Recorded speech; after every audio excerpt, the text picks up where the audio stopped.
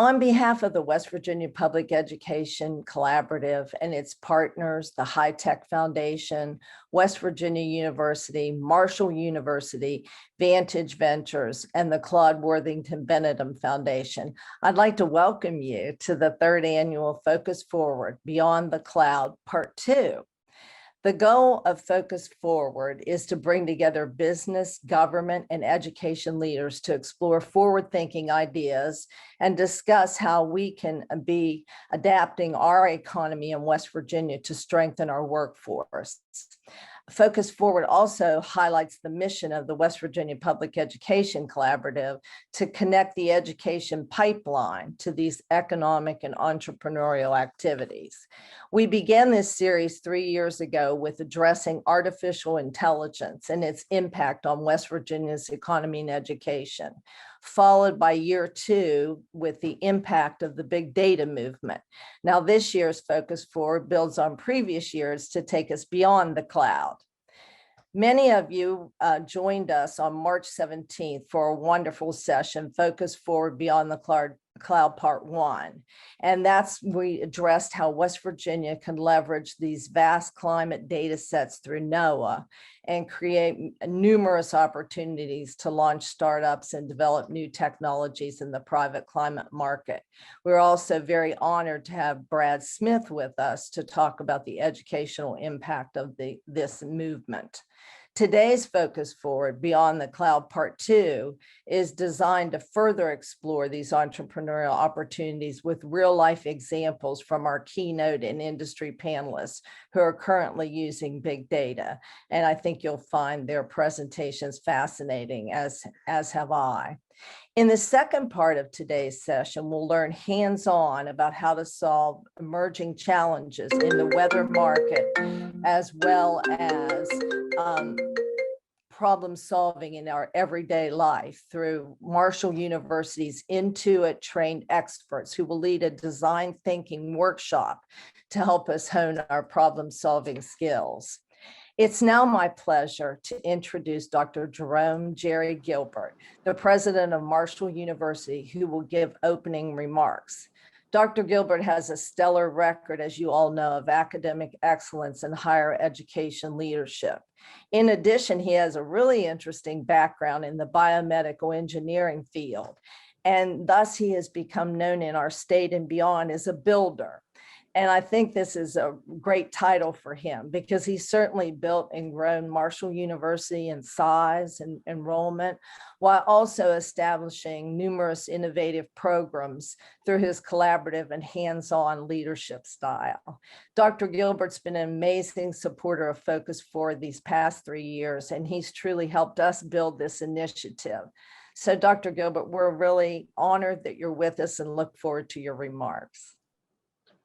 Thank you, Donna, for that kind introduction. It's great to be with all of you here today. I'm delighted to take part in Focus Forward Beyond the Cloud. This is a great second part. As it was noted by Donna, the program kicked off on March 17th with Part 1 featuring Brad Smith and my friend, President Gordon Gee, and others. And it was a very successful program, and we are anticipating a similar success here today. I think West Virginia is nicely positioned to take advantage of opportunities related to big data and weather because of the NOAA High Performance Computing Center in Fairmont, West Virginia. And as you may have heard Brad Smith say in Part 1, NOAA is looking to partner with private industry to help with utilizing the big data we have related to weather. We know that climate change has produced more variation and more instability in our weather patterns and an increase in extreme events. We saw one of those extreme events yesterday, snow in April.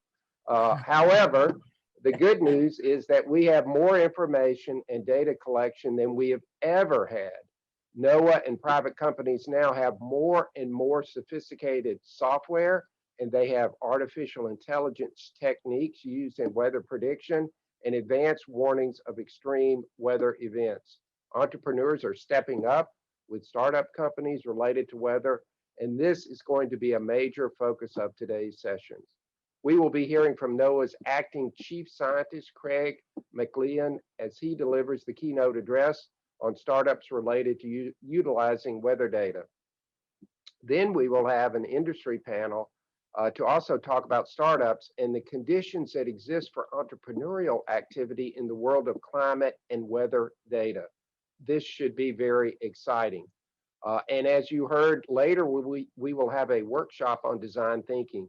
As you may know, Marshall is one of the leading universities in the country when it comes to applying the Intuit software approach to design thinking, championed by Brad Smith, who is, of course, a Marshall alumnus. I am very pleased that Tricia Ball and Ben Ing from Marshall will be hosting this workshop today. They are both Intuit trained in the unique approach called Design for Delight, or what we call D for D, which was developed at Intuit. In fact, many people at Marshall have been trained in D for D, including myself and all of my vice presidents. Marshall was also excited to partner with Intuit to conduct D for D training for student leaders during the statewide West Virginia Solution Seekers Conference this past November. And we will be conducting more Design for Delight workshops and trainings for West Virginians in the future. Marshall and West Virginia University are pleased to partner with the West Virginia Public Education Collaborative, the Claude Worthington Benedum Foundation, the West Virginia High Technology Foundation, and Vantage Ventures in offering today's programs. We hope that it will serve to stimulate interest in further startup development of new companies working in the space of climate and big data. West Virginia is a great place for business development, and we see excellent examples of new activity each month. Speaking of ripe entrepreneurial conditions in West Virginia, we have with us a special guest who will talk specifically about the latest economic development opportunities around the state of West Virginia. And that special person is Mr. Mike Graney. Mike Graney is the Deputy Secretary of Commerce for the state of West Virginia, a role that he assumed in February of this year. In his role as Deputy Secretary, Mr. Graney works across all divisions in the Department of Commerce to coordinate activities that will advance our state.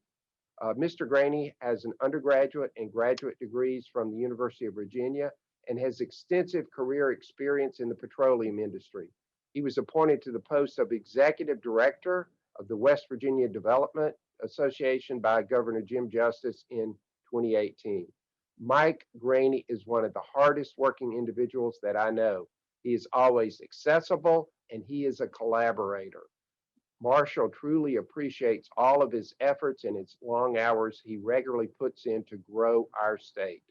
It is my pleasure to turn the program over to Deputy Secretary Graney. Thank you.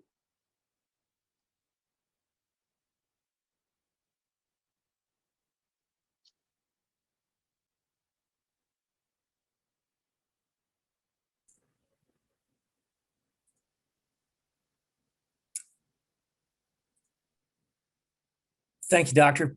Gilbert. Appreciate that very much. Imagine West Virginia being known not for coal mining, but for an economy that is thriving based on data mining. I think that's the opportunity that we have in front of us.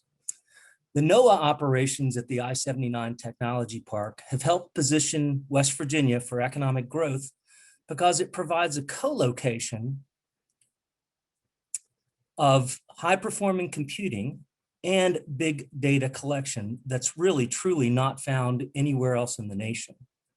This is a big deal for West Virginia because it's the first time the state has been able to take advantage of a strategically good position to participate in the multi-billion-dollar knowledge sector expansion that's known as the private climate weather industry. It's significant because it can dramatically improve our economic diversification in West Virginia and help improve the state's educational attainment. You know, collaboration between K through 12, the CTCs, and the four-year universities has never been at such a high level. and it will only continue to improve. And I think developing curriculum to train to employ for this opportunity is a great opportunity for us at this moment. So the state of West Virginia Development Office and Commerce Department is excited to join all the other organizations who have come together to pursue this initiative aimed at maximizing climate and weather economic opportunities that have been made possible by NOAA. I'm especially excited about the prospect of several new startup companies becoming part of the West Virginia business community. You know, after all, I still consider myself a recovering entrepreneur, and I believe that we're ripe for the opportunity to bring jobs to West Virginia, to bring residents back who may be left, and to create new businesses. So later you will hear from Kelly Wright with NOAA about the SBIR, STTR opportunities available with NOAA to provide seed capital for startups in this space. It's very exciting. The combination of this opportunity with the efforts of John Chambers and Brad Smith, true loyal West Virginians, to make West Virginia a startup state is truly incredible and really increases the chance for real transformation, innovation, and diversification in our economy. Recently, we have focused on the importance of our federal operations in the state's economy. Over the last year, we have increasingly made that a higher priority and have begun initiatives to maximize this economic potential. Project Opportunity Move, which is a collaboration between the I-79 Tech Park, the West Virginia Regional Tech Park, the Development Office, Commerce Department, and all of our federally elected representatives has really started focusing on trying to recruit federal agencies to relocate in our state. And we believe that this is a true economic opportunity for the state. Very much like NOAA, all these federal agencies and all of their contractors could be located here, creating jobs, creating wealth, and continuing to grow our economy. I think it's very clearly understood that the DC metro area is crowded, it's expensive, and there are potentially, serious national security issues surrounding that concept. So relocating to West Virginia is a perfect solution. We can occupy space at a lower cost to our taxpayers, and it's truly a win-win situation. We're far enough away, but close enough still to be attractive. Obviously, the FBI Center, NOAA are great examples of how this could work perfectly. So I'm excited to be part of that opportunity and plan to reach out and call on these federal agencies to seriously consider West Virginia for relocation. I will tell you that I've never been as excited about the economic opportunities for our state as I am right now. The Development Office is incredibly busy, has a lot of activity going on, and I think we're going to make true change with innovation, diversification, and transformation of our economy. So this is a perfect example of how we can continue to do that. With that, I'll turn it over to Jim Estep, and I thank you very much. Everyone have a fantastic Earth Day.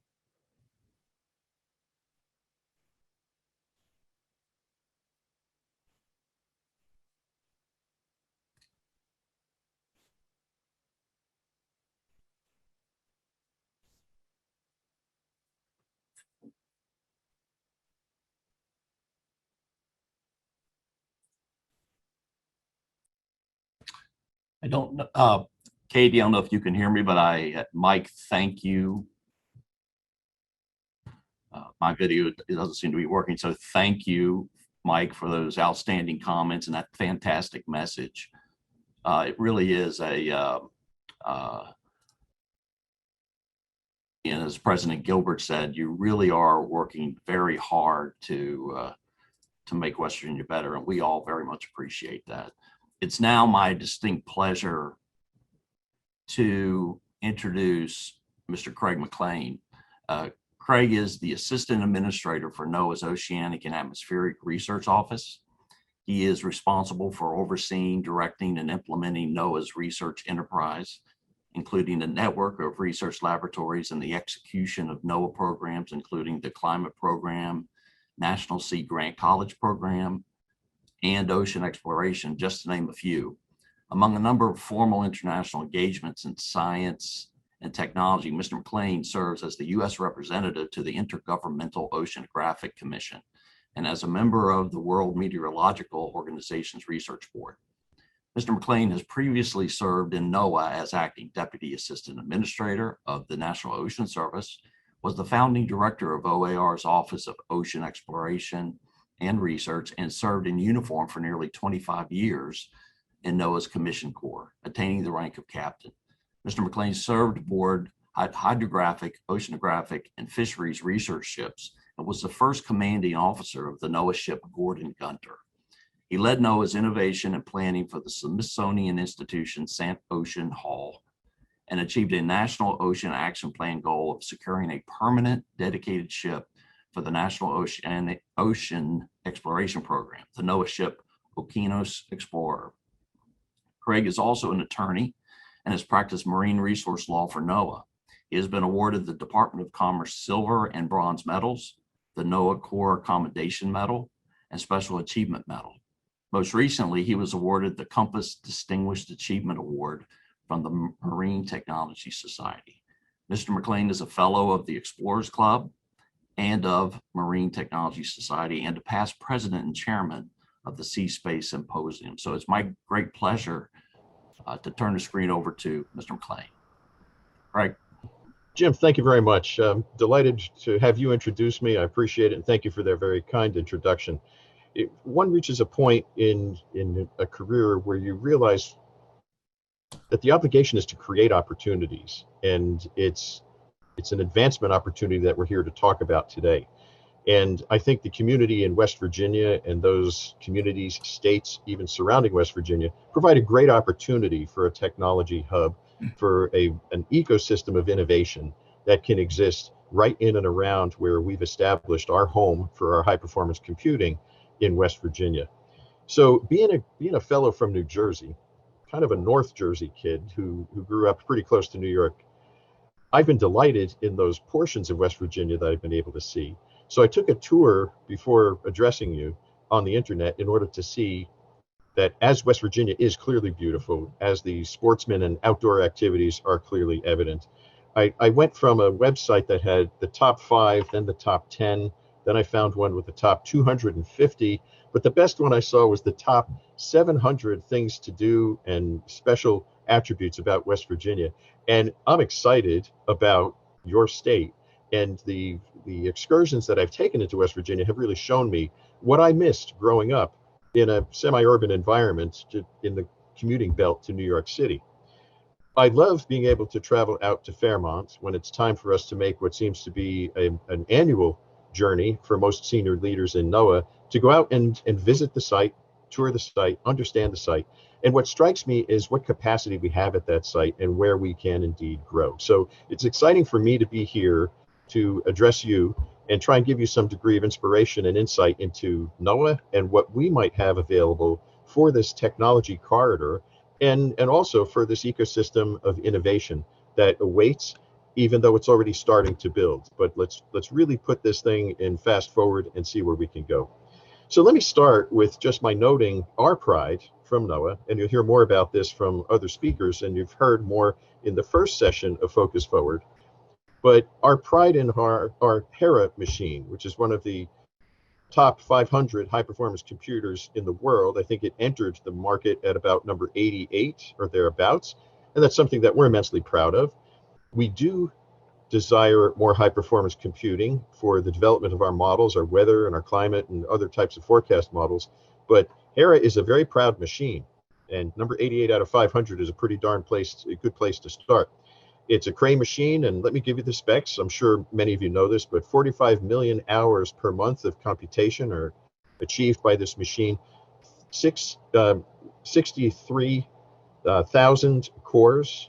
It's scratch disk capacity of 18.5 petabytes.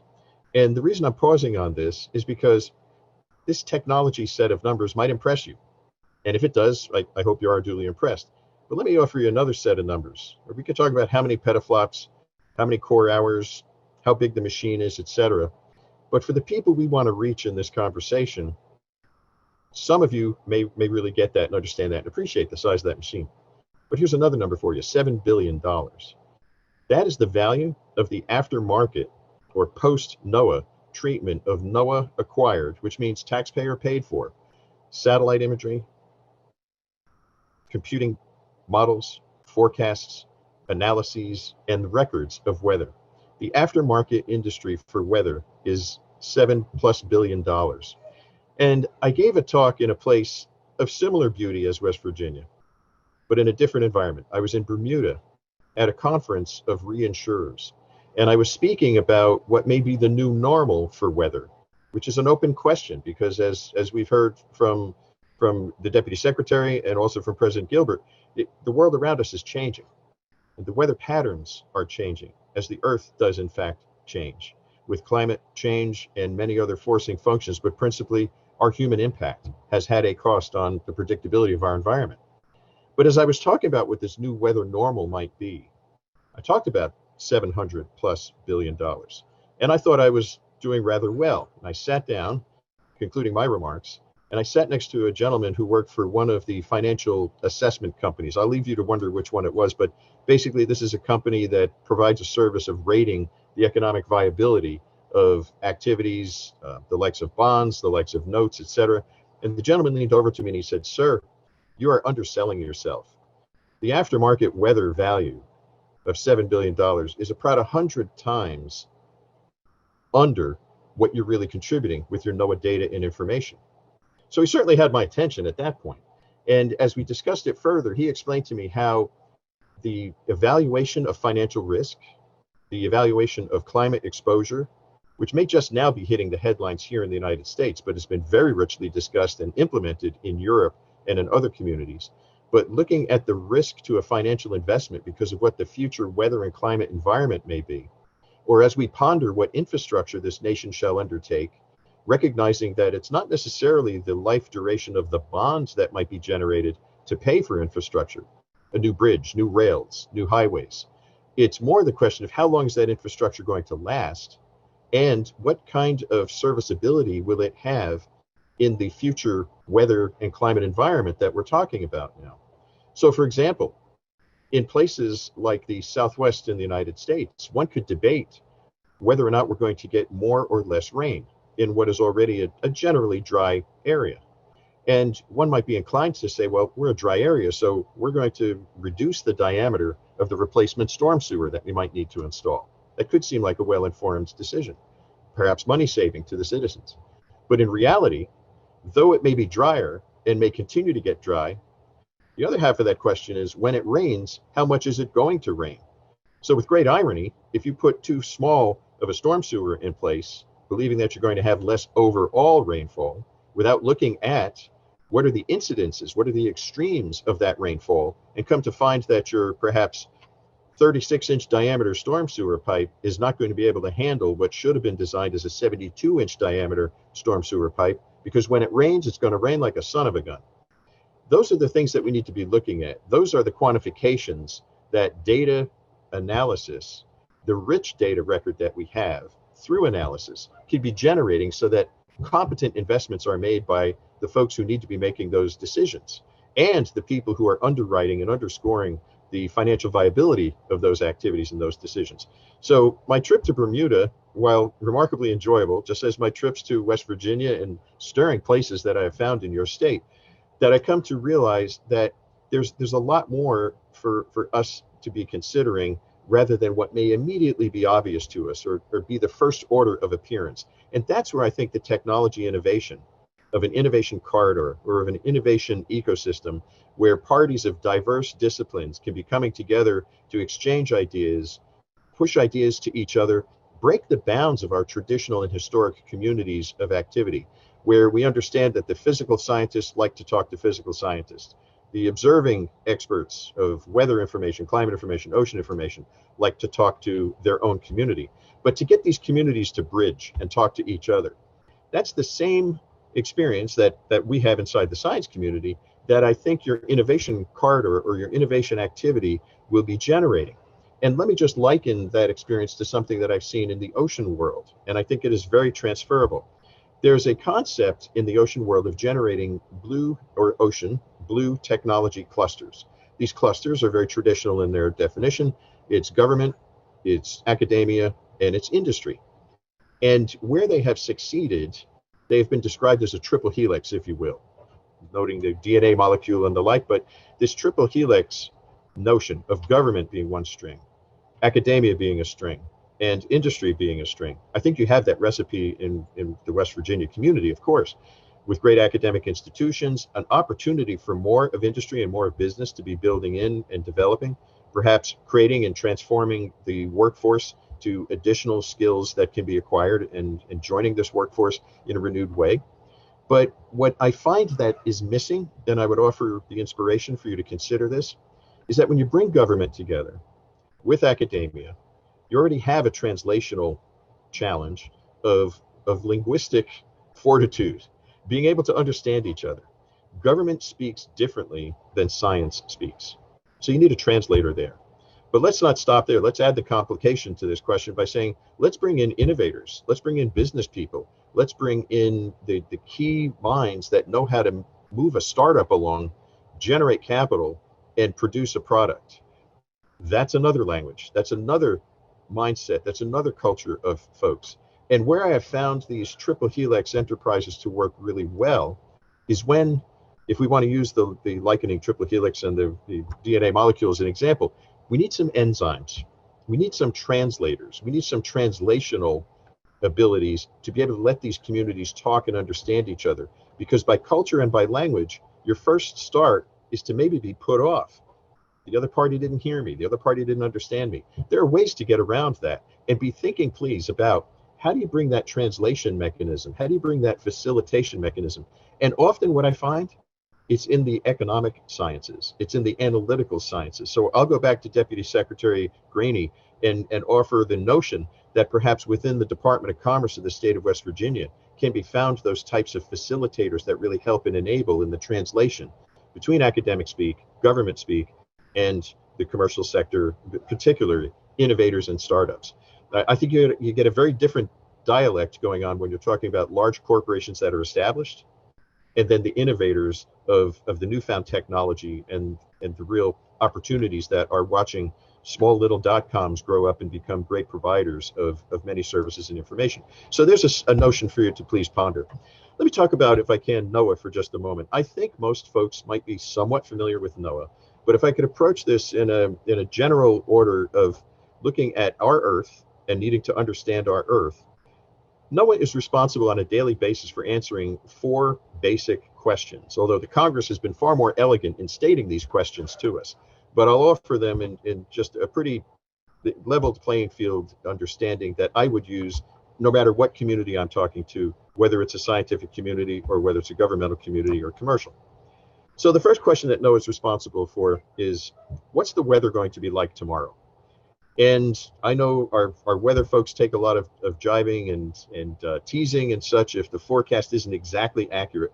But please remember, our mission in NOAA to provide you with the best weather forecast we can is not necessarily whether it's going to be that perfect day for fly fishing in a beautiful stream reach. It's more about the safety of life and property. Is that stream going to be flooded and moving so swiftly that it would be dangerous for you to journey there? Is the life and property components of highway travel, or even sending the kids out to school, that's what we're focused on, is the safety of life and property, and generating weather forecasts that are sufficient to protect people, their property, their investments, their livelihoods, and the prosperity of their communities. So, tough question. What's the weather going to be like tomorrow? Well, we're getting better and better at that. And we're now looking at not just the weather tomorrow, but maybe 5 days, 8 days out. And as we increase the scale of our weather forecasts, so do the viability of those forecast accuracies inspire us to have public trust in them even greater than we might today. That's an ambition for us, to continue to improve weather forecasts. The next major question that we ask is not what's the weather going to be like tomorrow, but what's the weather going to be like 5, 10, 50, 100 years from now?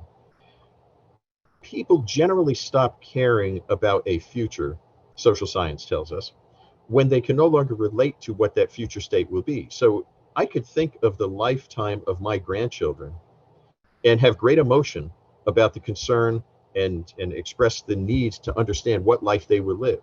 Now, my grandkids are 11 and 5 years old. They're going to live a long time. So I'm pretty concerned about, even in their advanced age, what this world is going to look like at that time. Do I want to talk about 200 years from now, 500 years from now?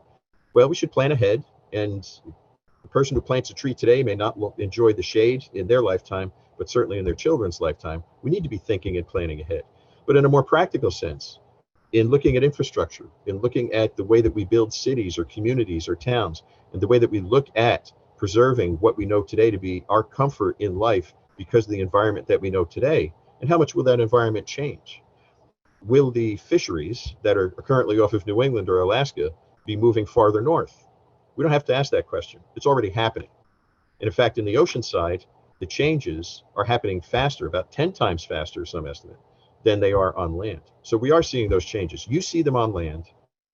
We see them on land and in the ocean, and we measure them. And part of our responsibility in looking at what is the weather going to be like 10, 15, 30, 50, 100 years from now, that's climate science. And that's driven by climate change and forcing functions. So weather times time is climate. We record that information. We have rich stockpiles of both weather and climate information. And we also have forecasts of what the future climate state would look like. Okay, so two questions. The weather tomorrow, the weather years from now. The next one is, it's a toughie, how many fish are in the sea? And we're responsible for answering that question because in NOAA, we have to manage and conserve the nation's fishery and marine ecosystem-based resources. So we do that by studying and measuring the ocean. That data is also part of an immense repository that we have inside of our archives. So effectively, one could be doing ocean science from a remote location and just looking at big databases and combining those databases and extracting products and information from those. Okay, then the last major question we ask, what's the weather tomorrow? What's the weather in the future? Climate? How many fish are in the sea? Then the last one is, for NOAA's mission, is it wise to build on shifting sands? And those of you, excuse the reference, but I think it is something that's very, very basic and almost ecclesiastical in the way that we establish a society. How wise is our future planning? How wise is our own moral planning? What are we doing to this planet? But at that same token, we're responsible for managing the coastal environment at a federal level. NOAA administers a Coastal Zone Management Act, which requires states to be working in collaboration across multi-state environments. And we look at the stability of the coast. And what we see is that the coast is dynamic, that the energy that is deposited by weather and by oceans moved by weather are very altering, in some cases damaging, and in other cases enhancing. But in most cases, it's change. And being able to anticipate that change is something that we're responsible for, which brings up the topic of coastal resilience. How can we fortify both in the heartland of America and also at the coasts? How can we fortify America's construction, America's investment of private equity and wealth in the coastal zone? More than 50% of America lives within 50 miles of the coastal area. And the weather that hits the coast certainly reaches inland, as I know you have experienced. So those are the elements that we have in terms of the principles of our mission. Now, how do we take that mission space and how do we take the information that we've been gathering for more than the 50 years of NOAA's existence? Many of our predecessor agencies are over 100 plus years old. The Weather Service, the Fishery Service, and nautical charting and mapping, measuring the ocean and the ocean depths. All that data is on board and accessible through NOAA. And through what I think you've already heard about, if you've been part of the first Focus Forward session, is that our data exists in these repositories that are then made available really anywhere in the country. But for the synergy of a technology corridor being established, bringing that data into focus, focusing on the high performance computing research activity and installation that is conducted with computations right here in West Virginia, that we come to find that there's a plethora of questions that can be answered by innovative and opportunity seeking individuals to realize that we're entering a really sharply focused information age. It's an information age of availability, and it's an information age of need. People need to be well informed in order to make the decisions we're about to make. If we look at President Biden's agenda and building back better, bringing economic recovery and bringing opportunity, we realize the country is prepared to spend a lot of money, and we need to be doing it wisely and well informed. It won't just be federal dollars that are generated. It'll also be private money that is going to be generated in order to be bringing ourselves from what today could be described as a more linear economy, where we produce product, sell the product, make profit, but there are byproducts that may not have any particular use or value. So as we try to recycle more plastics and not make new plastic, and clean up the roadside, clean up the countryside, and also clean up the oceans from plastic, that's a concept of the circular economy where there's a byproduct there's a product for the byproduct of the principle that you're generating, and really start developing a circular economy where there's economic worth to the things that are produced or co-produced while you're producing the principal product in mind. So achieving the circular economy, not the linear economy with waste, we need to get there. We need to establish that, but we need to be richly informed in terms of how that's going to work. When we start looking at weather information, when we start looking at climate and the future climatology we'll experience, this is an important opportunity that's going to have a market need, and to be building and sustaining a circular economy, that's additional information we're going to need. So let me travel now for another thought to share with you from a meeting that we had in Hawaii, which was called the Ocean Observing 2019 conference. And there were 58 members of native cultures represented amongst several thousand science technical people. And I don't mean to infer that the native cultures are not technical in any way. In fact, I endured a great awakening and opportunity where I realized that the knowledge of indigenous cultures was very much to me like big data, because for centuries, cultures have been observing, reporting, and passing on the information of the co-alignment of phenomena, that a particular species of bird is found only when these particular blossoms occur, and those blossoms only occur when the weather pattern is in a following way describable. When you start looking at that, you realize that culturally there's value to that, and we have these correlations established. We can also find those correlations through a different application of big data, and that's with computational crunching of data sets, mixing the ocean data set with the weather data set with other components and subordinate components therein. We can in effect explore the ocean right from a computer terminal. We don't necessarily have to go to sea. And in an activity that I'm very much involved in, which is developing and delivering this United Nations Decade of Ocean Science for Sustainable Development, we had an interesting discussion and raised the question, in order to achieve sustainable development, how much more science do we really need to do? It's really a question of having policymakers adopt an understanding and accept an understanding of what the science already tells us. But that is not enough. Most policymakers are truly data driven, and we really need those custom data sets in order to make the point that's necessary to change policy directions. You need those custom data sets to provide the enlightenment of yet another information product that the community writ large, whether it's government policymakers, whether it's bankers and financial decision makers, or whether it's new technologies that are trying to be born through innovation in an innovation corridor, might need to have. So the recipe is rich, and the opportunity for your community, for this community, with such inspirations as the Come Home to West Virginia initiative, which I celebrated when I learned about that. I just thought it was a marvelous direction to head in. Or the Startup West Virginia. This is the innovation kernels that people are going to rely upon in order to generate the great products of the future. And I think you're in an amazing environment in order to do that. So let me offer then, if I can, a couple of challenges that I see in the present state that might be worthy of your consideration and your targets. The first one I'll offer, since we're talking about computers, is that we're going to see a migration, obviously, from GPU, CPU type of computer chips to exascale computing. And when exascale comes on board, we're going to have to transform all of the weather models, all of the climate models, all of the tools, the ocean models, all those tools that we have today to generate at least a foundational level of understanding.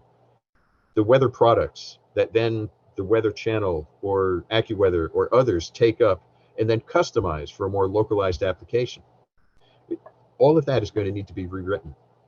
And just about all of that is written in Fortran. So for the academics in the audience and in the community, who's teaching Fortran any longer? We're going to have to take those models and translate them to more advanced and later developed languages. So there's a challenge for us. Does that influence how your curriculum is developed? Does that influence how you can foresee exascale really taking over what right now we're teaching for or operating towards, which are basically earlier generations of compute technology and where we're headed? Let's consider that one. Okay, then as we take an observation, many measurements are made out in the field. What's the technology used to make those measurements? By looking at the data and working with the data, one could realize where there might be some gaps or some holes, and how could we fill that better? Are there technologies that we could be using, possibly developing in your corridor, that looks at the lowest levels of the atmosphere and how we see wind, weather, water, and changes at the lowest levels of the atmosphere? A technology that we use for that purpose is, by example, deployed from aircraft. I think you know that NOAA has, along with the United States Air Force, we have Hurricane Hunter aircraft that fly through hurricanes, literally. And while in the hurricane, we deploy devices that read the strength of the storm. We're looking at the temperature, the humidity, the pressure, as a device drops down through the air and lands in the ocean and continues to report back to us in some cases while it's in the ocean. So we can look at those, but we developed a new technology with the private sector of a deployable, autonomous, small aircraft that journeys far lower in the storm and closer to the ocean, the fierce ocean, than we would ever want to put human-occupied aircraft. So this very small, almost model airplane-sized device makes its way down, makes measurements, reports back to the aircraft through satellite, and we then know what's going on inside the storm. Understanding where that gap was of the lowest elevations that we dare not send airplanes and we can't see through satellite imagery, putting in devices with sensors that were uniquely built for that application, that's something that could have been developed anywhere. You need not be in the middle of a hurricane to, number one, understand the importance of it, but number two, to realize the opportunity of building such tools. Okay. In terms of increasing our forecast, the role of artificial intelligence and machine learning is huge.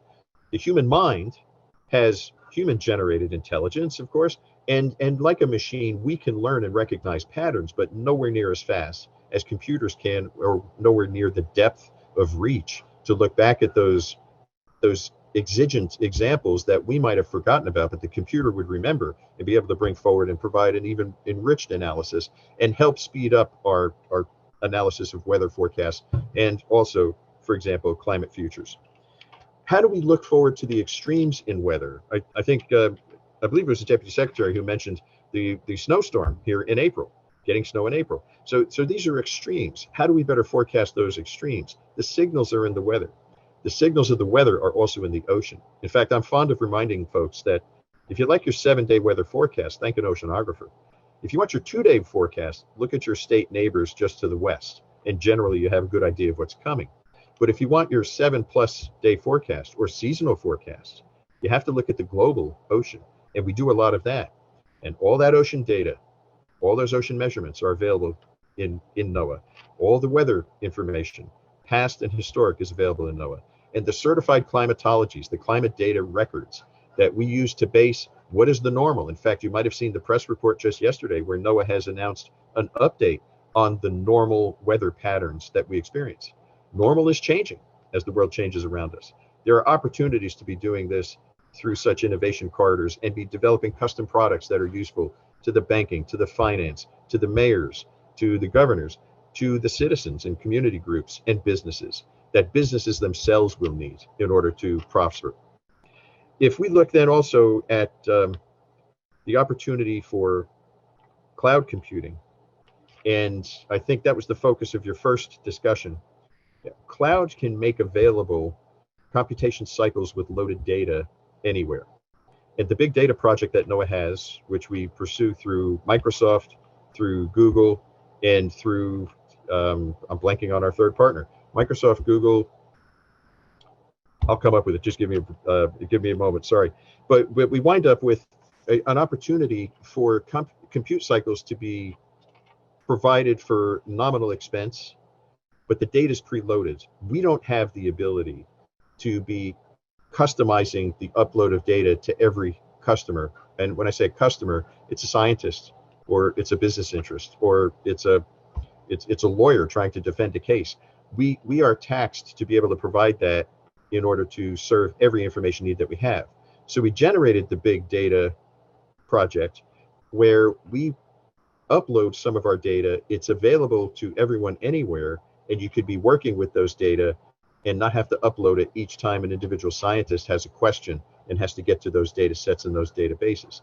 So we have opportunities through the tools that we're using. I left out Amazon. Sorry, it's Amazon, Google, and Microsoft are the three principal companies that we're working with in the big data project. So we could be looking at any number of science questions. We could be looking at innovation. NOAA collects the information on the Earth. It's our operational mission. It's our congressionally directed mission. And we provide science with that. We provide research with that. But we also provide operational services with that, such as the daily weather forecast, future climate state, fisheries forecasts, and stability and resilience to the coastal zone. So let me conclude by reminding you of the opportunities that you have and how we want to see you prosper, and how we're excited about being inside of this West Virginia community with the HERA machine and with our resources available. And I look forward to the opportunity through many other programs, SBIR among them, and the startup opportunities in your community. Thank you for having me, and I look forward to any questions that you might have. Craig, thank you so much. This was fascinating. A couple minutes ago, I received a text about how wonderful this is from one of the hardest to please people in our state. And the quote was, "This guy is good." So that's really high praise. I wanted to get in a couple questions. We have a lot of questions coming in the chat, and I know you can answer them later, but there are a couple that I think we could squeeze in right now. What are the trends that you're seeing in how climate impacts businesses, and where do you see the most opportunity for innovation? Excellent position to really see where the opportunity is for the community that we're addressing. How does climate impact businesses? The rainfall that was accurately forecast by our National Weather Service of 55 inches in the Houston area, we inundated so many parts of a state that is clearly not used to receiving that kind of rainfall. And we were able to attribute the volume of rainfall to a warming ocean, right? So there's a climate signal that's pushing in a new normal. I'm not saying it's going to rain 55 inches every time that Houston gets a rainstorm, but with a hurricane that stalled over Houston, that caused Hewlett-Packard to look at their then inundated production facility and realize they were experiencing a new business vulnerability that they had not perhaps anticipated. To have an inshore facility now flooded because of a stalled hurricane. So as a result, HP then moved on up to, I believe it's Wisconsin, that they've transferred their facility to. Businesses are having to make a decision based on this new weather normal delivered to us by climate change. Understanding what's the right information to use to make a very expensive decision such as that. Where might my business go? Those are the types of questions. How about the insurer for that enterprise? That insurer is having to look at, what is my risk if I underwrite this particular activity based on its location, and what type of exposure, weather or otherwise, am I going to be looking at? Am I investing in stranded assets? Because my infrastructure world is changing so rapidly that, just to be facetious, if I were to propose a business model that had diesel engine London taxi cabs to come on into the city, well, very quickly, I've seen General Motors announce that they're going to be all electric by 2035. So I realized my investment there would be very poor. I will have stranded assets that I'm investing in. So what I'm getting at is that these changes that are climate relevant and weather dependent, among other things, are happening all around us. And our economic societal aspects are moving very quickly. We need good information. We need good forecast information. We need the economists working with the physical scientists to say, not only is this your new weather future, the weather potential, right? The extremes are widening. The potential for extremes are widening. Houston, 55 inches of rain, maybe that potential was this narrow. Now, I think it's a little more narrow. We're starting to see that happen. Businesses need the information to guide their investments and their product line in order to anticipate this future. And sound information, that's important as well. Thank you, Craig. One more question. Are there NOAA data sets that you feel have untapped potential? And if so, what are they? Every one of our data sets has untapped potential, because here's the problem I see, and here's where you have a solution. In the problem I see is that the people who traditionally use the data sets are expert in their current application of those data sets, right? We have inside of NOAA, we've been able to develop the country's best and one of the top 3 climate models in the world. We have the best weather model in the United States. We have many challenges that are needing to be overcome, but we are expert in traditionally using the traditional data sets. Bring me those experts from other fields to start manipulating and maneuvering these data sets, and I think we're going to see an intellectually genetic explosion, if you will, of this cross-fertilization, where the different community starts looking at those data and realize what we can extract from it. So our ocean data drives weather. You don't just look at weather data to determine weather. In fact, as I've described to you, the current weather norm was just redefined yesterday. We released it as to what the decadal average of rainfall, of temperature, et cetera, might be. So if we realize that those data sets are available, if you want to get good at weather, you've got to understand oceans.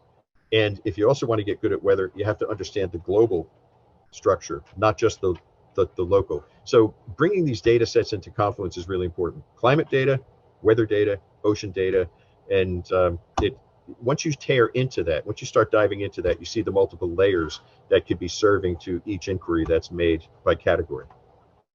Craig, thank you so much. I wish we had another hour to go back and forth because we have that many questions coming in, and we ourselves would like to ask a few.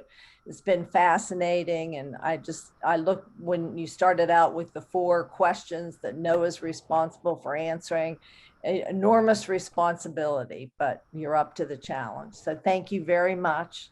We appreciate it. Thank you, Donna, and I wish you success in the rest of this engagement. And I look forward to the prosperity of the West Virginia community expanding. Thank you so much for having me. Thank you. I'd like to now turn it over to Sarah Billers of Vantage Ventures. We thank her so much for her help in planning and organizing our thoughts for part 2 to introduce our panel. Thank you, Sarah. Donna, thank you. And I want to also just extend my thanks to Craig for his inspiring and certainly visionary remarks. I think, Donna, you said it well. I mean, just the vastness of the opportunity, and I think in Craig's words, untapped opportunity of the NOAA data set, I think we all now completely appreciate. I also want to note on a more personal measure for Craig, we too think West Virginia is beautiful. But also, as you said, extraordinarily poised to build this ecosystem of innovation that you're advocating for in your remarks. And so from all of us planning this event, as Donna just mentioned and others, we would welcome you back to West Virginia at any time. So thank you, Craig. And then Donna, thank you again for the opportunity and with great pleasure today to introduce our industry panel. I'll note just very quickly, our panelists today represent some of the country's most critical thinkers, as well as talented entrepreneurs on the application of computational capabilities, as well as cloud services to really transform these disparate data sets that we're talking about with climate, transforming them from innovative ideas and thoughtfulness, again, into operating companies that will learn or solving real world challenges. So as Donna mentioned, I'm Sarah Biller, the Executive Director of Vantage Ventures. We're an initiative at the John Chambers College of Business and Economics to support entrepreneurs like those we're going to hear from who are building scalable, investable technology companies right in West Virginia. We truly seek what they're going to inspire us with today, and to use Craig's words, if you will, the triple helix of opportunity. We're trying to connect dots between innovators, academics, public and private entities, and investors with these untapped, again, opportunities like our partnership at NOAA provides. NOAA has become a cornerstone in our effort to attract and retain promising entrepreneurs. And again, we're quite fortunate today to be joined by the panel of incredible entrepreneurs who are deploying this data in actionable ways to help their customers. I think we'll all be inspired. They're focused on companies and providing actionable outcomes, but also communities. And as we know how critically important it is for this span of entities to manage their climate risk, I'm really thrilled that we'll have an opportunity to hear how they're utilizing climate data to actually work across industries, from agriculture to energy to financial services and beyond. And I want to pick up on a theme. I didn't have it in my introduction, but Craig mentioned it, and I think it's terribly important for us. The data market is minimally $7 billion for the type of work they're doing.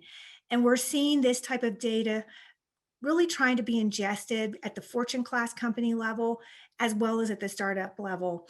And this necessitates that we contemplate how we continue to support these innovative ideas at the ground with our entrepreneurs and make sure that they're invested in and they're supported. And I'm really pleased that today's moderator, Kelly Wright, has done that for her whole career. Kelly is NOAA's Director of Technology Partnerships. She has years of experience leading NOAA's technology transfer function and SBIR programs. Her work has been critical to the advancement of what we all do today when we support entrepreneurs. She's joined today by the lead climate scientist at RISQ, Carly Hay, the Chief Data Officer of First Street Foundation, Ed Kearns, and Kian Mashari, the founder and CEO of Mayday.ai. And Kelly, if I may turn it over to you now for your more introduction of the panelists and wonderful moderation. Thank you. Hey, Sarah, this is Derek Parks. I'm actually going to be playing the role of Kelly Wright today. So my apologies. Well, Derek, hi, welcome. Thank you for the wonderful introduction for Kelly. I'm sure she appreciates it. And I know she really, really wanted to be here. So on her behalf, I apologize to everybody here that she was not able to make it. But I'm hoping I can do a suitable job of managing this panel and getting things going. So by way of introduction, since you didn't have the information, I am Derek Parks, and I am the Deputy Director for the Technology Partnerships Office at NOAA. So a lot of the same qualifications. I've been working with Kelly on these two programs for a decade now. So a lot of what you said still applies, and that's fantastic. First thing, I do want to apologize for the casual wear that I've got here, but I've had over a year of COVID haircuts going on, so I'm sure y'all don't want to see what's going on up in here. So just pretend that it's, I'm working for NOAA, and this is just a shameless self-promotion as we go forward. The other thing I did want to say is that I'm really excited to be working on this particular panel for a number of reasons, one of which is that I am a big fan of West Virginia. I've spent quite a bit of time hiking, backpacking, and biking in West Virginia. I keep trying to convince my significant other that we need to move to West Virginia, but she hasn't quite bought into that yet. So I'm still working on it, but we'll keep that going. The reason I am here is that, as you know, I represent the NOAA Technology Transfer Office. And again, to follow on Craig's analogy, I've never been called an enzyme before, but I believe that is our role in the ecosystem at this point. Our office really seeks to connect those components of the triple helix of academia, business, and government. And so our everyday mission is really to bring those groups together to encourage that cross-fertilization of ideas and technologies, and to enable small businesses especially to be successful through the use of our technology, our funding, and also to promote and enable our federal mission. So as Craig has said, we have a rather extensive mission. We have a great team of scientists and engineers and administrators that help us to accomplish that mission, but we can't do it all ourselves. We're just one federal agency.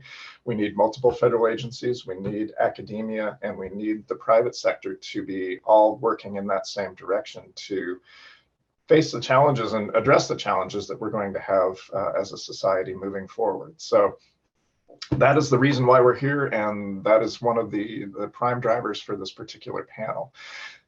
Just to give you a quick background on the components of our office, we have two specific programs that we manage in the Technology Partnerships Office. The first one, which should be of great interest to a lot of you, is the Small Business Innovation Research Program, or SBIR.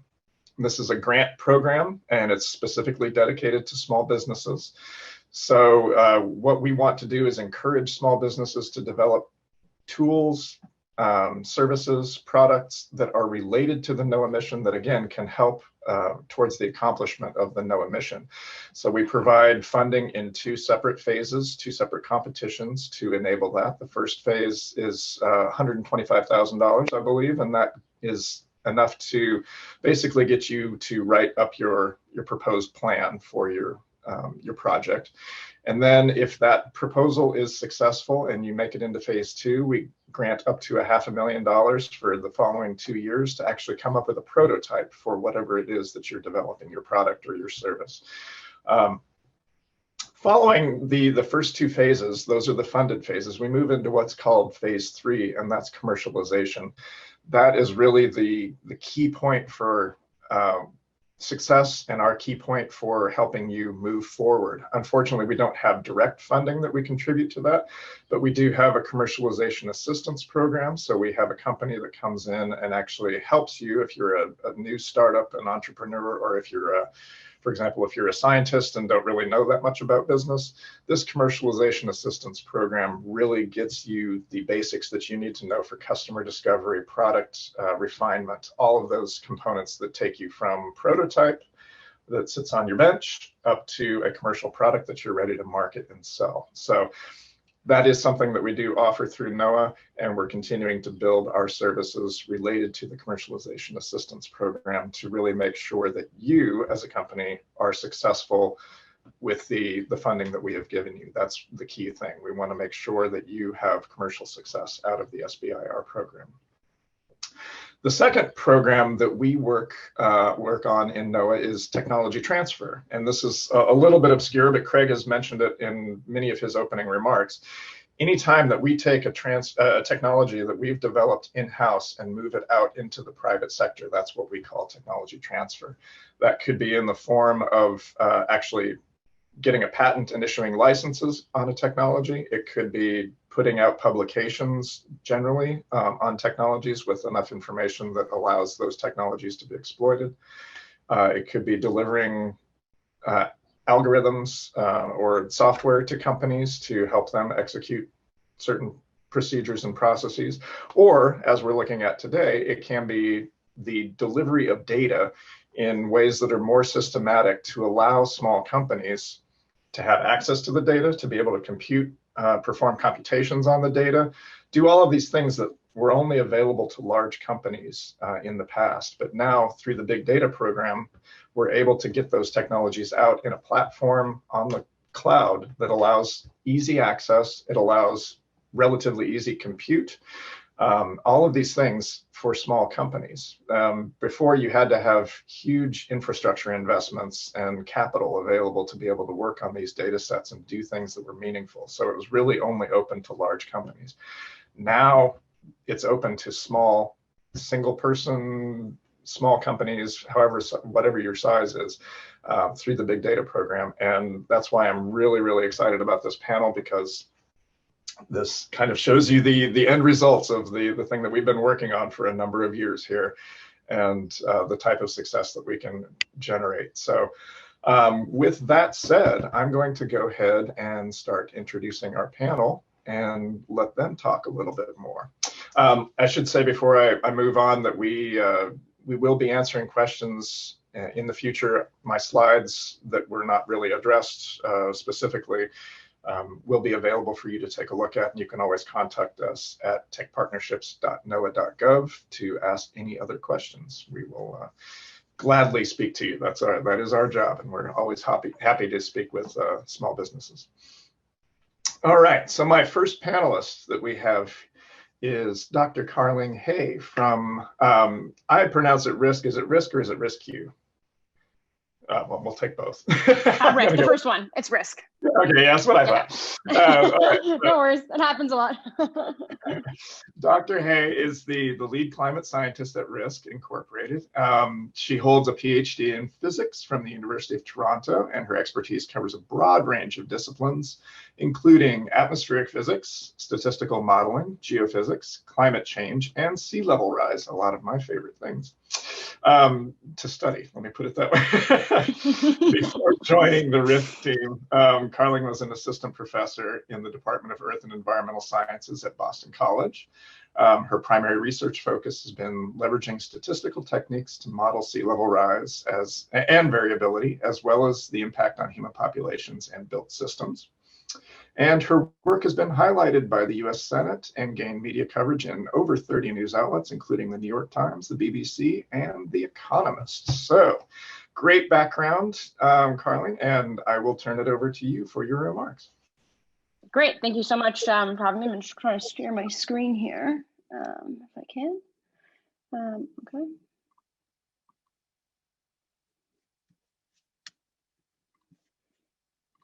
Can you see that? Yep. Perfect. Okay, great. Thank you so much for the introduction and for having me here today. It's great to be part of this really interesting panel discussion. So I thought I'd give you a brief overview of Risk and sort of how we started and what our sort of focus is, and then just give you sort of a little sort of preview of what sort of our product actually is. So Risk is a Boston-based startup, really looking at quantifying the climate risk associated with the financial markets. It was founded in 2016 with an NSF SBIR grant, and it spun out of Northeastern University. And really the mission of the company is to combine both economic data and physical sciences to not only analyze climate risk, but also have a social impact. So we want to make sure that we're really trying to make a difference in the world in terms of climate change. How do we go about doing that? So when the company first started, we really were focused on trying to integrate climate risk into the insurance and reinsurance industry. We sort of thought it was the industry that was really ripe for disruption because it does not currently include climate risk in any of those sort of insurance policies. But what we quickly discovered is that at the time, at least, it just wasn't ready for disruption. There's a few reasons for that. The first being that insurance policies renew every year, as you may know, based on your own sort of home policies. And so that price can be repriced essentially every single year, and they don't really need to look forward in time. Another reason is a regulatory reason, and that a lot of policies that are given by insurance companies can only be based on historical claims. So even if the insurance company knows that the risk is getting worse due to climate change, they can't necessarily price that into your policy. And so we just realized that, at least at the time when Risk started, the insurance industry just wasn't really the place to go. And so we shifted gears a little bit and decided to focus on the fixed income financial ecosystem, and more specifically, municipal bonds. And so for those of you who aren't familiar with the municipal bond market, no worries. I didn't know anything about it until I started working at Risk.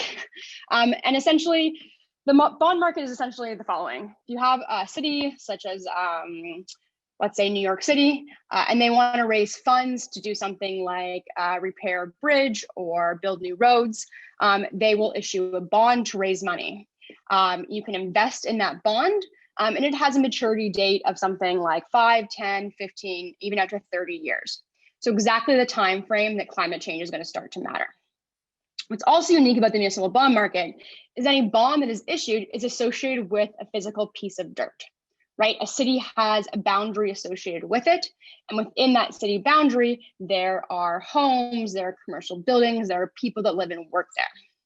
And because there's all of these buildings and people that live in this area, they're going to be at risk from natural disasters. So they're going to be affected from things like wildfires, hurricanes, and floods. And the reason that's a problem, other than the obvious reason, is that the city actually pays back these investors through taxpayer dollars and often through property taxes. So if there is damage to the properties within this municipality, it can inhibit their ability to pay back their investors.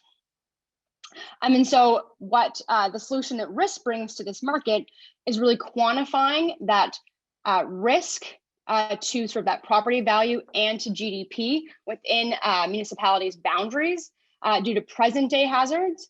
And then we also quantify how that risk is going to change over time. And so that way an investor can really assess for the duration of that investment in a bond, how their risk is going to change. Since we're a startup, we can't do any of this alone. So we have a few partners, both within the financial service and then also sort of modeling partners like the US Forest Service that we work with to do some of our modeling.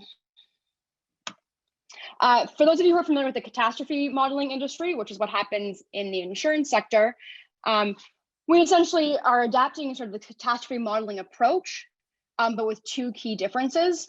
The first is that we're explicitly forward-looking. So we're really interested in how climate change is going to affect these hazards over time and not just in the historical perspective. The second big difference is in the insurance industry, you're really looking at sort of a portfolio of buildings. You want to understand what the damage is going to be to say 5, 10, 20 buildings within a portfolio. We are interested in what's happening across the entire country. So all of our modeling actually happens on sort of an even 100-meter grid across the country. And that's really important because it allows us to then look at any sort of spatial area that we're actually interested in. So what we do is we take our input hazards, things like heat stress, flooding, wildfire, we link those to whatever the assets are on the ground. So the type of buildings that are there and how they would be damaged by, say, a 2-foot flame height or 4 feet of water damage. And then we compute sort of the exposure to sort of those entities. So the GDP at risk, jobs at risk, property value at risk, etc.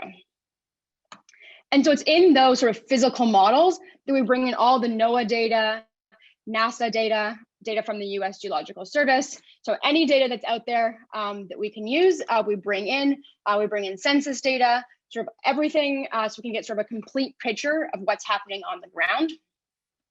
We take these sort of historical models of our different risks, and we look at how they change over time by really modifying those inputs using sort of probabilistic forecasts from these sort of IPCC global climate model simulations.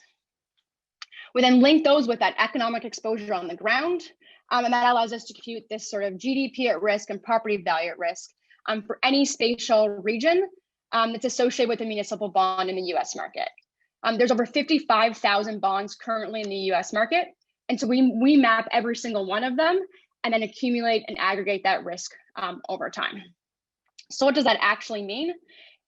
Well, if you were an investor and you were interested in potentially investing in a bond for a school district in West Virginia, right? But you wanted to understand what the risk was to that region that falls within that school district. Well, what we would do is you could come to our product and you could compare that school district in West Virginia to all the other school districts in either, say, West Virginia or across the country.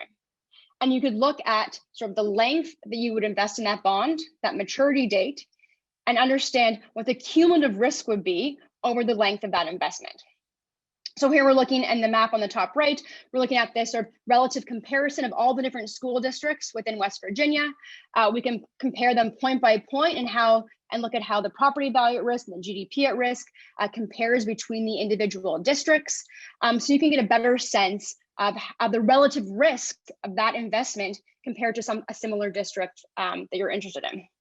You could then zoom in on one particular district, potentially the one that is issuing a bond that you're thinking of investing in, and you would get information on the property value at risk and the GDP at risk from individual climate hazards all the way out to that maturity date, which you can specify. We'll also give you information on the residential and workplace demographics. So you can really understand the people who live in this region and also the potential social impact of an investment in that region, as well as who will be affected if there were to be a disaster there. And then finally, we'll also give you some scores so you can rank sort of that investment compared to other investments that you might be considering. Now, all of this involves tons of physical sciences, data science, economic modeling, sort of knowledge of the financial sector. And so it really all comes together with sort of this team of 14 people. We have people coming like myself from academia, others that were in the catastrophe modeling field for a while, people who come from sort of financial services and classic software engineering. And I think this is what's really great about being in a startup in this day and age, is that you're really bringing together tons of different experts, all with different sort of mindsets and different background experience, but everyone's really passionate about the same thing. We're all really dedicated and excited about solving problems related to climate change and also having an impact in that space. And I think that's something that you don't get at a lot of other sort of types of organizations, but it's really nice sort of benefit of sort of being in the space and trying to sort of tackle these really challenging problems. So this is Risk, and we are hopefully, trying to make an impact in this sort of financial sector. And I look forward to having further conversations. Thank you. Thank you very much, Carling. That was really cool. It's great to see that you all were able to pivot from your original idea of working with the reinsurance industry and going into the bond market. That's fascinating case study. So I'm curious to hear a little bit more about that. All right, so we're going to introduce our second panelist now. See if we've got Ed Kearns on the line there. So Dr. Ed Kearns is the Chief Data Officer at First Street Foundation. Ed is, as such, he provides leadership for the organization's science and data activities. Dr. Kearns previously served as the Chief Data Officer for the U.S. Department of Commerce in NOAA, and I worked with him quite a bit in that role. And so in that role, he was overseeing governance and management of data assets from its 12 bureaus. Appointed as NOAA's first Chief Data Officer in 2017, he has led the development of strategies and practices for managing NOAA's data as a national asset. Dr. Kearns promotes new uses and wider understanding of federal data through the new public-private partnerships and technology, technologies such as the NOAA Big Data Project. And as a work group leader for the White House's Leveraging Data as a Strategic Asset initiative, he helped develop the new federal data strategy, which was a big, big effort.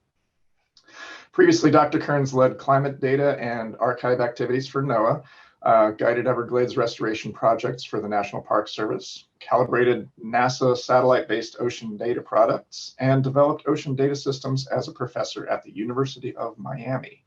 Dr. Kearns holds a Bachelor of Science in Physics and Marine Science from the University of Miami and a Doctorate of Philosophy in Physical Oceanography from the University of Rhode Island. So with that, everybody, I introduce Dr. Kearns to you. Thank you, Derek. It's always a pleasure to see you. And I love your ball cap. Yeah, I can share screen here too. And yeah, thank you for inviting me today. So let's see, is that working? That look good? All right. So thank you for that introduction. I left federal service about a little over a year ago to join the First Street Foundation. I'll tell you what the First Street Foundation is right now. In a way, I've kind of been practicing what I've been preaching when I was a federal employee for several years to the Big Data Project and other things that Derek mentioned and Craig had mentioned earlier. So I decided to step to the other side of the fence and follow my own advice about the power of data. So I joined First Street about a year ago, and it is a nonprofit, and its goal is to communicate climate change risk to the individual American. We've started with flood risk because it's the most expensive and prevalent risk, but we're working our way down through the list of climate perils. What we're doing is we're looking at the property level. So we've done a model that at 30 meter resolution downscaled to 10 and 3 meter resolution, so we could do property level climate risk assessments. And our idea is to democratize this information. As a nonprofit, we want everybody to have access to the same information. Some of the larger companies can afford to hire their own cat modelers and other consultants. Average Joe on the street may not be able to do that.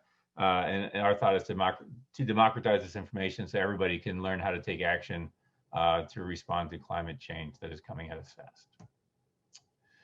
So what we've done is at First Street is we've taken on climate change by looking at flood risk, and we look at 4 different flood types.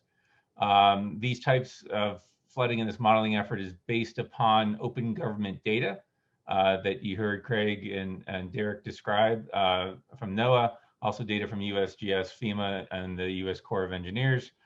We're basing our future climate projections on the CMIP5 model outputs. We're using a conservative representative carbon pathway of 4.5. So we're, these are likely slight underestimates of the kind of impacts that we're going to be able to see. But we calibrate our model using historical data from NOAA and USGS and local governments also too. It also allows us to track historical events. But we're looking at tidal influences, so these are king tides. We're looking at the so-called pluvial or heavy precipitation that Craig mentioned before too, and it says it's going to be raining even harder when it does. The fluvial, which is what most people think of when they think about flooding, which is a river and flooding, and then storm surge from hurricanes. We combine these all into a single product. The way we do that is that we've partnered with other data providers such as Lightbox and House Canary and others to bring publicly available information about every parcel in the United States. So we have information about 142 million parcels, including residences, including commercial, including public lands. We bring all those together. We've gotten building footprints from Mapbox and Microsoft, so we know where the buildings are on the properties. We calculate the hazard layers with a 2-dimensional hydraulic model with our partners called Fathom. It's a group out of the UK. And then we bring this information together and we calculate the depth of flooding to the building footprint, or at the if there's no building on the property, to the center of the property for every one of the parcels. So looking ahead, so we do this from 2020 out to 2050, so we can know what the flood risk is today, and we predict what it's going to be every year out to 2050 with some levels of uncertainty on that. One of the main things that we're showing here in this map is that if you look out 30 years, with typical length of a mortgage, that's why we picked 30 years, that there are many places in the US that are going to see increasing flood risk. Some of them are the obvious places like Florida and Louisiana, along the East Coast, but there are other places inland that will also be experiencing higher flood risk. We're seeing about 11% more properties at risk at the 1 in 100 year storm than we see today. So zooming in on West Virginia, our topic, one of our topics today here. FEMA and the mapping that they have been doing, by law for many years now, there's certain things that they do, certain things that they don't. They don't take into account climate change typically, and they also do not typically take into account the heavy precipitation or pluvial component.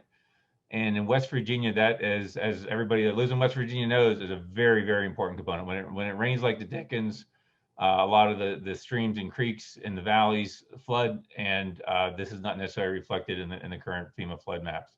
So what First Street's been able to do is look through West Virginia, and what we're seeing is about 273,000 more homes at risk by First Street's estimate of a 1 in 100 year event than the FEMA estimates today. So in total, about 326,000 properties in West Virginia have that substantial flood risk today.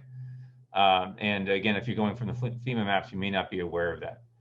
We also went city by city to see where the greatest risk is, both in terms of the growth of risk. Huntington is where probably most of climate change risk is going to be seen, and then where the greatest risk is today, like Charleston and Wheeling. So again, so since our mission is to make this data available to the individual, so we've created a website called floodfactor.com that I'll show you here in a second. But we've also integrated our information with real estate companies like Realtor.com, Redfin.com, and Estately.com. So Derek, when you go to look for a home in West Virginia, this is one of the things that you can do is you can go to these sites. And I'm going to try to go to a live demo right now. So let's see if this works. I at least maybe could get some credit for trying to be brave here on the live demo here. Let's see here. Yeah, see, this should work. All right. So here's realtor.com. So if Derek and a significant other are looking for a home to buy, they may go on Realtor. They may click on this home here. And in Shepherdstown, I'm partial to Shepherdstown. Spent a lot of time there. Really love Shepherdstown, West Virginia. Now, when you go onto Realtor, you'll see all this, information about the price of the home, the estimated payment, the taxes, all this kind of stuff. But you'll also see, note down here, you'll see it lists the FEMA zone designation and also the so-called flood factor that we've produced at First Street. So this gets the information about the current and future flood risk in front of the consumer in a very natural way. By clicking on, yeah, please. Yeah, I was going to interrupt real quick. I don't know if you're sharing your screen correctly or not. We're not actually seeing it. We're seeing you, but you're doing a great job of describing it. So I'm not as worried about it. Let's see here. Let's try this again. Hey, that's looking better. There we go. We're on. Yeah. Okay. Are you seeing anything that says flood risk information? Yep. You're good. Okay, cool. All right. Well, let me click back out of that. So, okay. So this is the realtor.com page. Down here, that's why I was saying that you can see the flood risk information is being presented to the consumer right up front. So they may not be aware of flood risk. They may not be aware of climate change. But now this information is being presented just as they would be consuming other information about the real estate they're considering. And so, if clicking on the flood link, you'll see a couple things. You'll see the FEMA zone designation, which is a zone X. And probably most of the people on this call don't know what that means. And again, you're not alone. It's a very complicated a system that FEMA has of naming different flood zones, but you can click here and learn all about that. Or you can come over here to the flood factor where you can find First Street's estimate of this. You can also go down, there's usually some partners at the bottom that are actually able to connect you to flood insurance if you happen to be looking at your own home and need to figure out how to protect yourself against flood risk. Okay, now hopefully you're still seeing this, Derek, is that right? All right, so this now takes us to the flood factor website. Which again is a property level. So this is zeroing in on this property that's for sale. What we try to do is we try to convey what the risk is going to be to this home over the next couple of years, either 15 or 30. There's sliders here so the individual can explore what that risk is. We use public records to try to figure out what the building is like, and we take an estimate using the Army Corps of Engineers depth damage functions that they've calculated a long time ago in the National Structure Inventory. To come up with what this house is like. And if we're wrong about that, the user has the ability to come in and change some of the parameters. If the house is up on stilts or something like that, these are things that can also be changed. So the consumer can have a good estimate. So yeah, if you raise your house on stilts, even if you get flooding on your property, you're not going to have damage in your home. But then we zero in on the neighborhood as well. So in looking at Shepherdstown, we zoom out a little bit. So you see these little red dots. These are homes that have significant flood risk in and around Shepherdstown on the Potomac River here. So you can understand what's going on in your neighborhood, from which houses are at risk, which aren't. And then zooming down here, there's some suggestions for how to help the consumer understand what flood is going to do to their home. And then looking at what we call our Climate Explorer to start to look out into the future to see what's going to go on. So these are the 0.2%. This is the 1 in 500 year event. This is what, as Craig says, when raining cats and dogs, like what happened in Houston, this kind of event, all the way down to the 1 in 100 year event and then the 1 in 5 year event. And you can also go out to 15 years and 30 years to explore what's going on. There's a map that gets produced in here, so you can see in the neighborhood where the flooding is expected in this 1 in 500 year event. So you can understand where the flooding is coming from, where it's going, how it's connected in your local area, and you can zoom out throughout the entire region. This dark blue here is where the deepest flooding is, and light blue is lighter flooding. So this allows the individual to be fully informed about the choices they're making with flooding. So let me go back to my slides here and talk a little bit more about this. So In terms of the business model that First Street has, so we are giving away this data for free to the public through floodfactor.com on our non-commercial license. We're also making this data available for free for research and development planning purposes to local governments and some federal agencies as well. Our donors are very eager to see these data be used for societal good. And our business model, what we're trying to do is taking, to sustain this effort and take the weight off of our donors, is to sell commercial licenses to our data to banks, insurance companies, reinsurance companies, investment houses, other groups that want to do the kind of portfolio style analysis that Carly had described during her presentation on risk. Oh yeah, I should go back to present here too, shouldn't I? So yeah, so this is what we're trying to do, like I said, of reaching agreements. One of the things to note as well is we have taken into account about 23,000 different flood adaptation features that are in place around the U.S. So a lot of local communities have created systems with levees and dikes and pumps. We have included those protection features in our model as well. So as communities are considering how to prepare for climate change for their communities, that this is one of the things that we're taking into account for. This is also something that we can share. This is a database that didn't exist on the national level beyond the Army Corps of Engineers National Levee Database, which has about 7,000 features in it. So we've added to that substantially up to 23,000. But this is also something that we're willing to share with our partners. And with the feedback from these local governments that are using our data for planning purposes, then we can fine tune our model and make improvements, make sure that it's up to date with local development in the area and the latest adaptation features. And with that, I will stop. Thank you, Derek. Thank you all. Thank you so much, Ed. That's fantastic. It's really cool to see how you're taking that down to the property level. It blows my mind. I love being able to have that kind of actionable intel that you can work with as a consumer. So that's fantastic.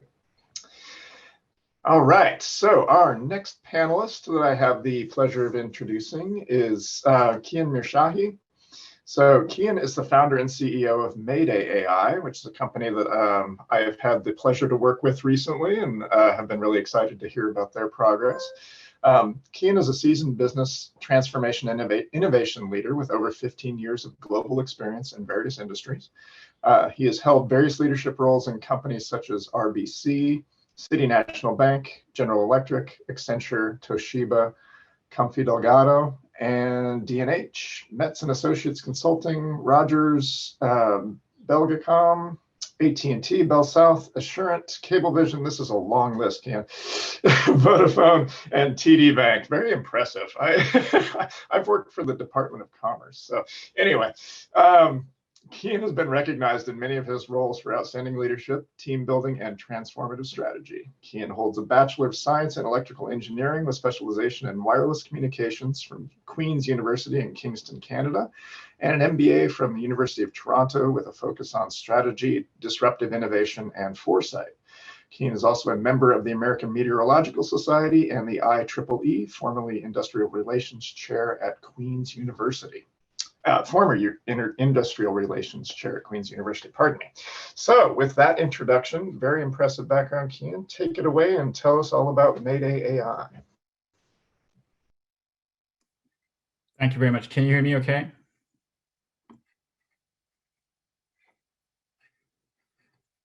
Perfect. Let me just, if I can change this to full screen.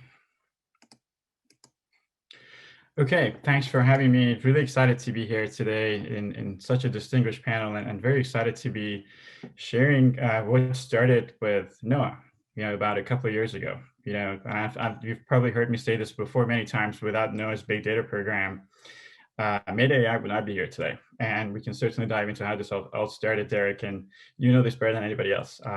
So before I dive into what we've been able to accomplish over the past couple of years, I think it's probably worth looking at disasters and sort of what's been transpiring over the past 2 decades, and essentially the new decade that's showcasing a new normal. So, in terms of frequency, storms followed by floods and earthquakes and wildfires are the most frequent.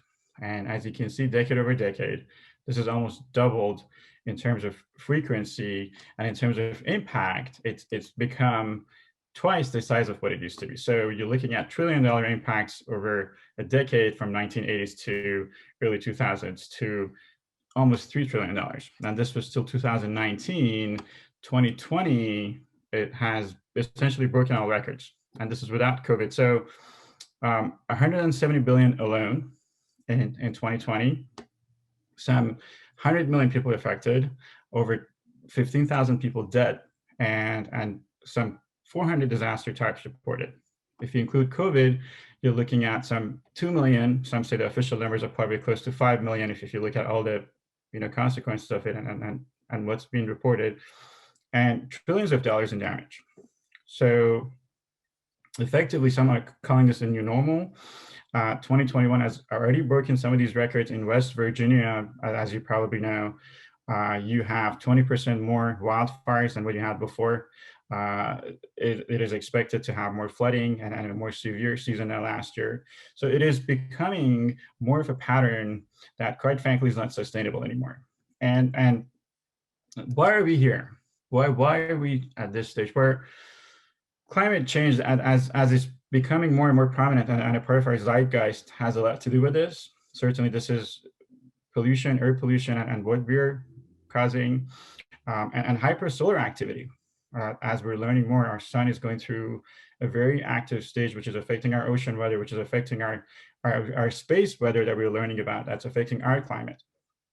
And from a management perspective, as you heard panelists talk about this before, you've got an industry with a very fragmented access to information, with disparate systems. You heard Craig talk about Fortran, and other systems which are still in use.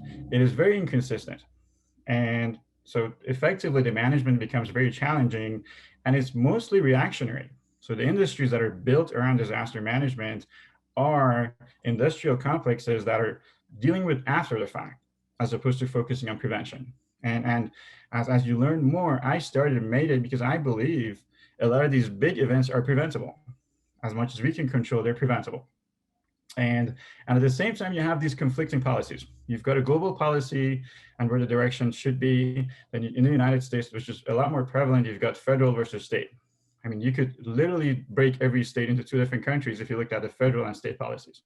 A lot of times it's a zero-sum game because politics get involved into this mix. So what we've tried at Mayday is to try to create a solution that addresses some of these challenges. By democratizing, and Ed and company in many ways are doing this, and have pioneered this in many ways in flooding, by democratizing this across the board through Esri and a partnership that we've built with them, by making sure this is scalable and easy to use, and it's cost effective. So it will effectively be free for civilians to use, and the pricing that's being introduced it's probably by far the lowest pricing as far as what we can see in this industry globally. So what artificial intelligence does for us, and Craig spoke about this very eloquently, is processing at speeds we've never seen before by ingesting sensors that we could never have. So if you look at the human brain and think of it as an intelligence machine, we have eyes, we have ears, we read, we perceive, and that creates models and schemas in our brain, which then becomes our sophisticated intelligence over time. Artificial intelligence can get access to billions of eyes and ears, process so much more than we could and can potentially, and effectively store so much more for references and becoming more and more sophisticated. So we wanted to essentially get access to as much knowledge as we can, as many sensors as we can, to create a platform that effectively creates a culture around prevention. And I'll speak to this a little further down the presentation. So in terms of partnerships that we've built, as I mentioned, this all started with NOAA, with one satellite, and I'll speak to this later. We've brought in essentially some 200 satellites into our platform, and adding 100 more through the private partnerships. We've brought in 35,000 traffic cameras with HAI capability. We have brought in weather information at a localized level. We go through sentiment analysis through social media. We have access to 911 channels, so voice analysis, and essentially are trying to cater this to the insurance, to public safety, utility, and civilians as an industry. So where's the evolution of this? What we're trying to create is a conscious AI engine. So we are entering an age where we will be getting sensors from the edges of space to the depths of our ocean, and are capable to handle processing, as I mentioned, at a pace that we've never seen before. So AI, in many ways, is in its nascency. And I like to compare this to my 2-year-old son. A year ago, I was teaching him how to walk. Now he's not thinking about it. A few years from now, he'll be running and he's not even thinking about it anymore. So it almost becomes a part of our subconscious. AI is going to grow the same way. Our goal is to be able to communicate in a very effective fashion throughout the life cycle of 18 disaster types. So before the disaster happens, we want to be able to educate as much as possible. During, we want to be able to help with early containment, and after, with effective recovery. We've focused on wildfires because they are a 24/7, 365 problem, but by the same template, our conscious engine is going to grow to help with a lot of effective decision making that we've never had before. So the more we know, the better we can plan. And quite frankly, this is how we shift our culture to a preventative one, because platforms like Mayday are these alarms that become louder and louder as these events become more severe, so we can start preventing them. To speak to our platform, we've built something that's going to be available officially with Esri in a month or so, with web and mobile capabilities. So layers of service, if you will. And from a mobile perspective, we've essentially tried to focus on creating real-time engagement. So we've created these targeted notifications, these check-in capabilities that allows us to know and have real-time access, and have tried to effectively bring this down to a community level. So we are creating a top-down approach in terms of visibility, but what we're trying to do is give ownership from bottoms up. If you look at California, for example, wildfires are an 80-20 problem. 80% of our major events are happening in 20% of California. If we break this down to a more palatable problem, which is a community problem, you're looking at 40 or 50 communities. So is it reasonable to assume that if you give ownership to these communities, if you educate them enough, they can potentially help to prevent these, or they're informed enough to go to safety? We have a lot of, as I mentioned, knowledge is not transferable or is not there real time. So a lot of communities just don't know what's happening around them. And I really appreciate what Ed and company are doing in terms of creating more awareness, creating this ahead of time knowledge that can help with a lot of what we're doing as communities. And of course, we're evolving this to a dynamic risk platform. So the brainchild of this conscious AI is something that will educate you at a parcel level. If you've had any historical events in your area, it will look at it as a 5 out of a 10. So the overall score is a 10, and totally we're looking at 180. So we want this score to be as low as possible, and it's dynamic. So why is it good to have a dynamic score? Well, you can see these new phenomena, random phenomena, which are happening. So we want to be able to be ahead of this by analyzing patterns that we've never seen before, and informing people ahead of time. So this is what we're focusing on with our conscious AI engine. And we're trying to support this with a 24/7, 365 support center. We've been somewhat limited with COVID, but have had minimal operations in the US with our pilots across the globe, which have been very successful. You've probably seen some of this in Chile and South America being used very effectively, and other parts. But we'll be opening offices in Chile, Germany, and Australia to cater to different parts of the world. And essentially, we want to be able to be an augment to agencies that are already in place, but at the same time have the ability to directly work with our customers if need be, to create a channel that's continually supporting and providing information in a timely fashion. So when you need it most, we're hoping to be there to provide that acumen. With that being said, I think I can probably showcase what we've done with wildfires. And then this is the satellite that started it all. So GOES 16, some 2 years ago. This is a depiction of what you can see with our engine scanning real-time and detecting events from 22,000 miles above sea level real time. In the past year alone, we've seen essentially all of the wildfires, some 95% of wildfires within the first 15 minutes of inception from this altitude. We brought in new ideas like partial cloud detection with AI, with daily machine learning, clear sky innovation. We can see what lightning does in terms of density that creates a lot of these fires, and have brought other sensors to help our assessment, or either lead or continue to support with our detections at this altitude. So as you can see, this is a season that was extreme last year. This year is already beating these records, unfortunately, due to persistent drought conditions and an amazing amount of fuel that's been built up over the past decade that we need to address. The second video is a mobile depiction that shows you all these sensors working together. So this was the easy fire that was seen in real time from that altitude with our satellites. And then it was accompanied by other assets such as cameras and social media that continue to educate us through this process. So this is what we're trying to create with multi-sensors, as many sensors as possible, to create awareness, to create as much education as possible.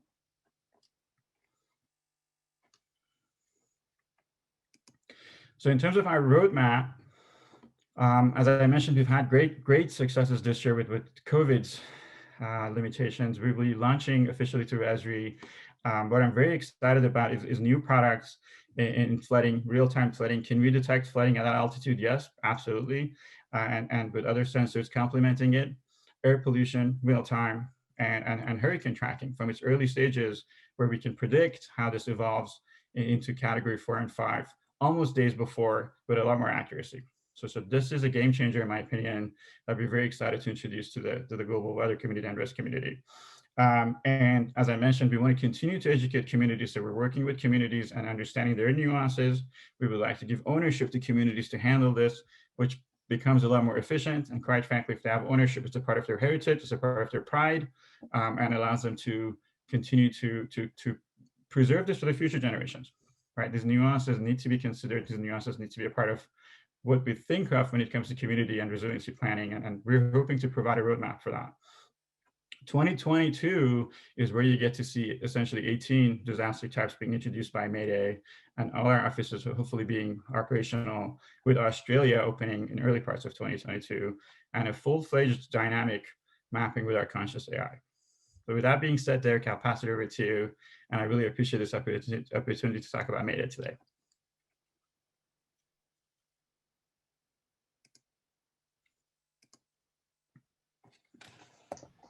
And thank you very much, and thank you to all the panelists. We're doing a quick time check. We are supposed to move on at 11:50, so we're going to narrow down our scope on the panel here. But what I would like to ask each of you to respond to fairly concisely, if you can, thinking about the people that are listening to this presentation. They're like, well, how do I get started? You know, how did you get started? What are the most useful best practices that you can tell people in terms of getting started with NOAA data, in terms of getting started doing a startup around climate and weather? And so I'm going to pass back to Carling to start us off, and then work our way back through. Sure, great. I'll try to do under a minute. So my background, I was an academic, undergrad and PhD in physics, and then I was a professor. And for me, you know, I wanted to do something a bit more tangible that I thought could have an outcome. And so that's why I made this switch. I think, you know, going into a startup, just sort of diversifying your skills over time, whether that's different computer programming languages, different backgrounds, and then, you know, really just trying to use as much different types of data as you can as you do that. I think that, you know, you kind of sometimes pigeonhole yourself and you sort of really only work with, say, you know, GCMs or a particular type of data, when really you want to sort of get that experience working with sort of all different types of data that NOAA has, whether it's satellite data or on the ground observations, and just sort of get a feel for what's out there. Something that really just will, you know, bring a lot to your experience, and then can help you really contribute once you get out there in the real world. Fantastic, thank you. Ed?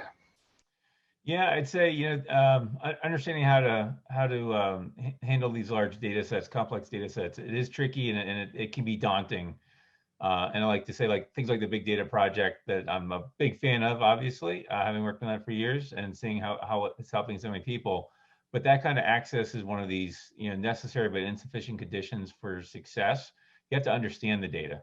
And so I'd encourage people to reach out to NOAA. And again, this is a daunting thing. It's a big organization and stuff, right? But the experts in NOAA are willing to talk to you. They are willing to explain their data to you, even if you're a private company.